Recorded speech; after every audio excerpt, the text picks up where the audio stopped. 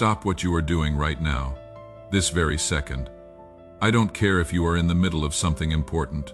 I don't care if you have 17 tabs open and a to-do list screaming your name. Stop, because what is about to happen in the next 15 minutes will render everything else irrelevant. These words aren't random pixels on your screen. They are a divine ambush orchestrated before the foundations of the world were laid. You didn't stumble here through mindless scrolling. You were hunted by heaven, tracked by grace, found by a love that refuses to let you disappear into your own darkness. I need you to understand something that will shake the very ground you are standing on. While millions scrolled past, while they chose the comfort of distraction over the disruption of destiny, you stopped. Your spirit recognized what your mind hasn't grasped yet. This is your burning bush moment. This is your road to Damascus. This is where the trajectory of your entire existence shifts. Don't you dare move on. Don't you dare let that notification pull you away. What is hidden in these words will shatter every lie that has been suffocating your purpose, every chain that has been strangling your destiny. Do you feel that? That subtle tremor in your chest? That is not anxiety. That is recognition. Your spirit knows we have done this dance before in dreams you cannot quite remember. In moments when the veil between heaven and earth grew gossamer, thin. You have been searching for this message without knowing what you were looking for. And I have been searching for you, moving heaven and earth to orchestrate this collision between your deepest need and my perfect timing. I have been watching you navigate these brutal days, not from some distant throne behind clouds and ceremony, but from inside every ragged breath you have taken. I was there at 3:47 a.m. last Thursday, when anxiety clawed at your chest like a wild animal, when your heart hammered against your ribs like a prisoner desperate for escape. I witnessed that Tuesday when you sat in your car, engine off, hands gripping the steering wheel until your knuckles went white, unable to face another performance of I am fine. I caught the tears you swallowed during that meeting, the ones that burned your throat like acid because showing weakness felt like professional suicide. But let me tell you what else I saw. I saw the war behind your smile, not the surface level struggles you have carefully curated for public consumption, but the vicious, soul-shredding battles that happen in the spaces between heartbeats, the thoughts that circle like vultures over roadkill, the fear that whispers with your mother's voice, your ex's voice, your own voice at its cruelest, the bone-deep exhaustion that sleep cannot touch because it lives in your spirit, not your body. You have been wondering if anyone sees the real carnage, if anyone notices that you are not just tired, you are soul. Tired, not just sad, you are grieving a version of yourself you will never get back. Not just struggling, you are drowning in broad daylight while everyone around you breathes just fine. You have wondered if your prayers die in your throat, if heaven has soundproof walls, if I have finally given up on the mess you have become. You have questioned whether those childhood promises were just wishful thinking, whether that calling you once felt so sure about was just neurons firing randomly in an overactive imagination. Let me pull back the curtain on what has really been happening. Every desperate whisper you have choked out between sobs, every silent scream that ricocheted around your skull, every prayer that felt like throwing pebbles at a brass sky, I caught them all. But more than caught them, I have been weaving them into something so beautiful, so powerful, so earth-shatteringly glorious that when it manifests, you will understand why the wait nearly killed you. Because what is coming required every second of this preparation. What is coming needed you, this broken, this empty, this desperate, because only empty vessels can be filled with glory. You see abandonment where I see protection. That relationship that shattered you into 1,000 pieces. I broke it myself. Yes, you heard that right. I broke it because they were poisoning your purpose with their small dreams and smaller faith. They would have loved you into a cage, domesticated your wild calling into something manageable, respectable, dead. That job that rejected you despite you being perfect on paper. I slammed that door so hard the hinges broke because walking through it would have cost you your calling. You would have traded destiny for dental insurance, purpose for a pension plan. Those friends who disappeared when you stopped being convenient, when your brokenness became too heavy for their fair weather faith. I removed them with surgical precision because they were anchors disguised as life rafts, dragging you toward a destiny that was never yours. They needed you small to feel big. They needed you broken to feel whole. They needed you silent to feel heard. So I let them go find someone else to diminish while I prepared you for greatness. But you, my warrior, disguised as a worried soul, you stayed. While others traded their birthright for belonging, sold their souls for social media likes, you chose the wilderness. You chose the questions without easy answers. You chose the path that made no sense to anyone watching, while they bowed to lesser gods of comfort and conformity, building their kingdoms on sand and selfies. You kept stumbling toward my voice, even when it led you through valleys that echoed with your own terror. Do you understand what that cost you? Do you grasp what you have endured? You have been living in a war zone that no one else can see. Every day you wake up on a battlefield where the enemy knows exactly which wounds to target, which fears to whisper, which memories to weaponize. You have been fighting demons with plastic swords while everyone else seems to coast through life, untouched by the supernatural violence you face daily. I need you to hear this with every fiber of your being. I chose you. Not because you are strong, you are not. And that breakdown last month proved it. Not because you are worthy, no one is, and your shame knows it. Not because you are special in the ways the world measures special. I chose you because when I whispered in the darkness, you whispered back. When I asked for your broken pieces, you opened your hands instead of making fists. When everyone else was building towers to make names for themselves, you were building altars in hidden places, offering sacrifices no one applauded. Even now, in your doubt that feels like blasphemy, in your exhaustion that borders on collapse, in your questions that sound like accusations, you are still here, still reading, still hoping against hope that maybe, just maybe, this time will be different. That hope that's stubborn, stupid, beautiful hope that refuses to die no matter how many times it has been betrayed. That is my fingerprint on your soul.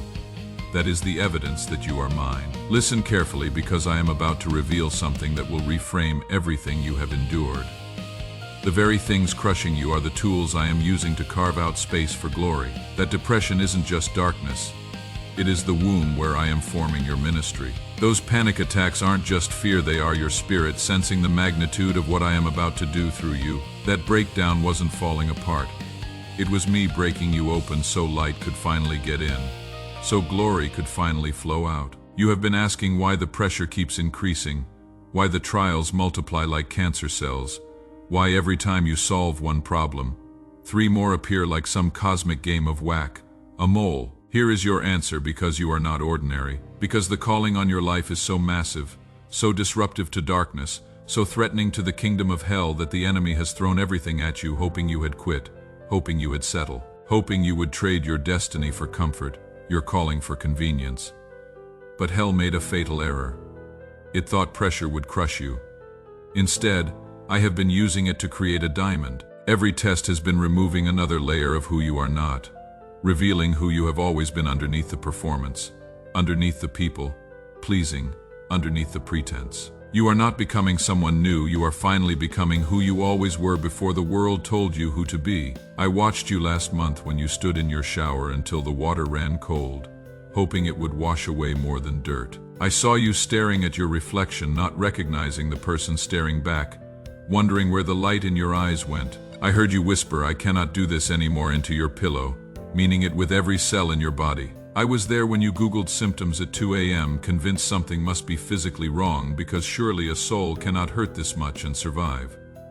But here is what you didn't see in those moments. You didn't see the armies of heaven holding back forces that would have destroyed you completely. You didn't see me catching every tear before it hit the ground, storing them in bottles with your name etched in glory. You didn't see the way heaven holds its breath when you choose to get up one more time. Try one more day, believe for one more moment. Your persistence in the face of hell's best efforts is writing a story that will strengthen millions. I need to tell you something about the others, the ones who walked away from messages like this, who scorned what was sacred, who chose darkness with eyes wide open. Not everyone who struggles is fighting the good fight. There are those who have made friends with evil, who celebrate what is broken, who mock what is holy while streaming their rebellion for likes and follows. They have crossed lines that separate stumbling from stomping on sacred ground, weakness from wickedness, struggling from rebelling. My anger burns against them, not because they are broken, I specialize in broken, Not because they have failed, I wrote the book on redemption. My anger burns because they have chosen to become enemies of everything good, everything pure, everything that could save them. They have traded their birthright for trending topics, their souls for social influence. They laugh at purity. They monetize pain. They have turned their platforms into altars to themselves, and their followers into disciples of deception. But you are not them. Even in your messiest moments, even when you have wanted to burn it all down, you have never celebrated darkness. You have never made evil your ally. You have wrestled with me like Jacob. Yes, you have accused me like Job. Absolutely. You have doubted me like Thomas repeatedly. But you have never delighted in destruction. You have never made a home in hatred. That is why I can work with you. That is why your restoration is certain. That is why what is coming will blow your mind so completely. You will need new categories for miracles. In the next 72 hours, watch for the shift. It will not come like you expect. My moves rarely do. It might look like a random text from someone who hasn't crossed your mind in years. An unexpected conversation in a coffee shop that leaves you shaking. A door you thought was welded shut suddenly swinging open with such force it takes the frame with it. A phone call that changes every calculation you have made about your future. Don't analyze it. Don't try to help. Don't water it down with your human logic. Just receive. Just believe. Just watch me work. The dreams you buried in the graveyard of disappointment. They are not dead, they are seeds about to break through concrete with resurrection power. The prayers you thought went unanswered have been building momentum in the spiritual realm like water behind a dam. And the dam is about to detonate. The tears you cried in secret in showers and cars and bathroom stalls have been collected in bottles with your name on them, and I am about to pour them out as blessing rain on your drought-stricken ground. That business idea you gave up on, it is about to download fresh strategies. That relationship you have mourned as dead. Hearts are softening even as you read this. That health issue that has you planning for the worst. Healing is already coursing through your veins. That financial pressure that has been squeezing the life out of you. Provision is already in motion, traveling through channels you haven't even considered. That calling you have almost convinced yourself was just ego. It is about to become so undeniable that everyone who doubted you will have to eat their words. This is your moment, not tomorrow when you feel ready, not next year when you have got it together, not when you have fixed yourself enough to deserve it. Right now in your mess, in your doubt, in your barely holding, on state heaven is reorganizing circumstances, shifting hearts, opening ways where there were only walls. Angels are being dispatched with breakthrough in their hands. The enemy is being forced to vomit up everything he stole, with interest compounding from every day he delayed your blessing. But you must do something that terrifies you. Stop trying to figure out how I will do it. Stop creating spreadsheets of possibility. Stop hedging your bets with one foot in faith and one in fear.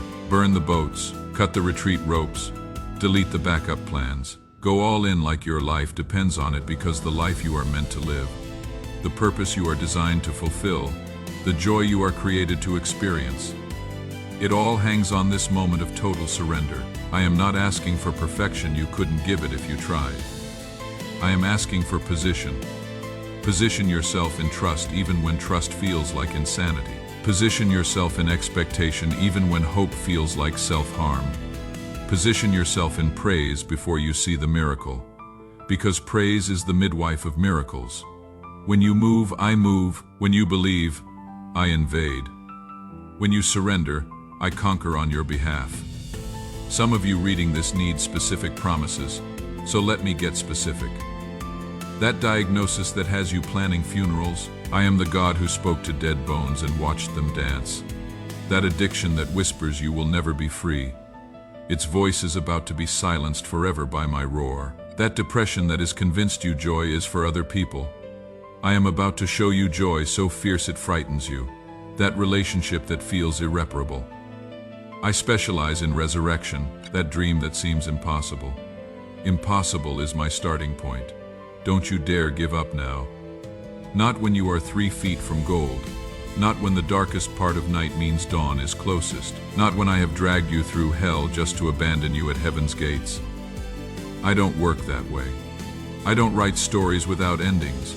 I don't start masterpieces and leave them unfinished. What I started in you will be completed, will be magnificent, will be a testimony that makes hell tremble and heaven throw parties. If this word has set your soul on fire, if you feel hope clawing its way up from the grave where you buried it, if you are ready to believe one more time, then move. Share this with someone drowning in their own darkness, be their lifeline.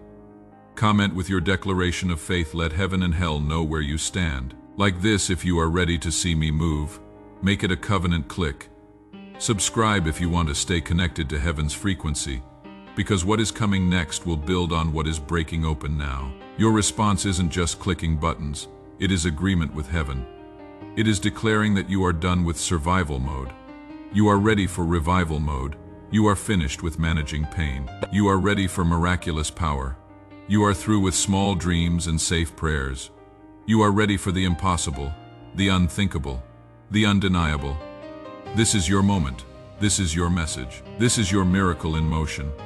Now watch me work. Watch me restore what locusts destroyed. Watch me resurrect what you have pronounced dead. Watch me vindicate every tear, validate every prayer, and verify every promise. Your latter will eclipse your former so dramatically that people will not recognize the glory wearing your face. The wait is over. The shift has begun. Now watch me work.